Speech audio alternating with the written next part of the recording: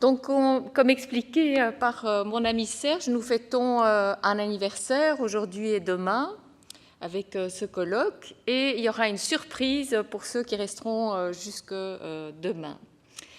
Alors, ce colloque, en fait, nous en avons eu l'idée parce qu'on trouvait ça plus amusant et plus intéressant de faire un événement sur le partage des savoirs à l'heure de la désinformation numérique que de faire l'historique d'une fringante dame de 125 ans.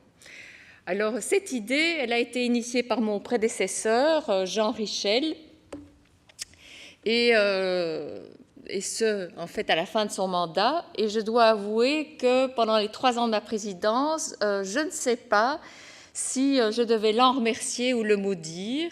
Mais aujourd'hui, Jean, je peux te remercier sincèrement d'avoir initié ce colloque.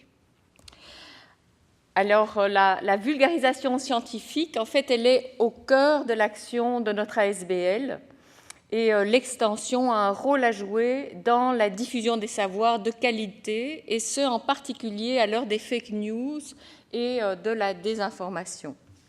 Alors, comme dit par Serge, l'extension au début, elle organisait uniquement des cours populaires à l'extérieur de ses murs, et petit à petit, ces activités se sont diversifiées, comme vous voyez la liste ici.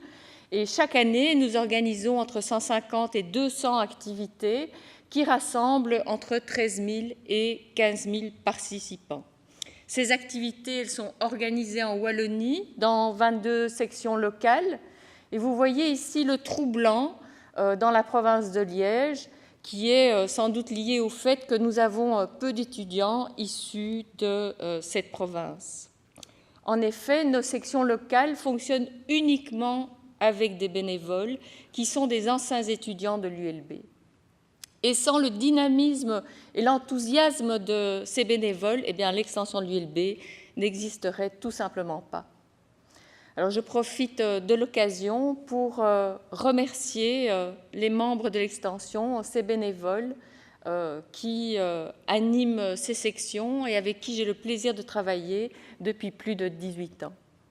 Alors, l'extension de l'ULB peut compter sur le soutien financier de son université, son alma mater. L'extension de l'ULB a un catalogue d'exposés qui sont assurés par plus de 500 orateurs, académiques et chercheurs de l'ULB.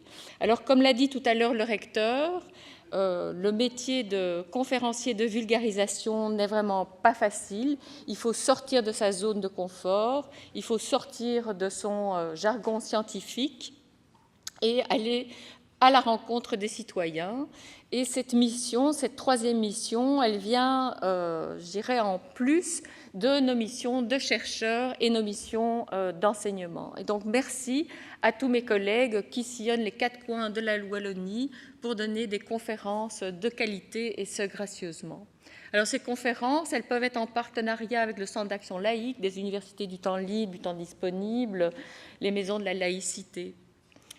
Alors, les sections locales de l'extension travaillent en étroite collaboration avec plusieurs associations de l'ULB, comme l'Union des anciens étudiants, l'Université Interage, et elles peuvent donner des bourses d'accueil à leurs étudiants locaux et faciliter leur inscription à l'ULB. Alors, permettez-moi cette petite remarque. J'espère vraiment que les 1 000 € wallons pourront bientôt s'appliquer aussi aux étudiants qui viennent chez nous. Alors, enfin, les sections locales collaborent avec Inforétudes pour établir un meilleur relais entre l'ULB et l'enseignement secondaire. Et je remercie Inforétudes qui a collaboré pour organiser ce colloque aujourd'hui. Alors, je pense que j'ai assez parlé. On va revenir à l'essentiel, c'est-à-dire notre colloque et la conférence d'ouverture qui va être donnée par Axel Clermans.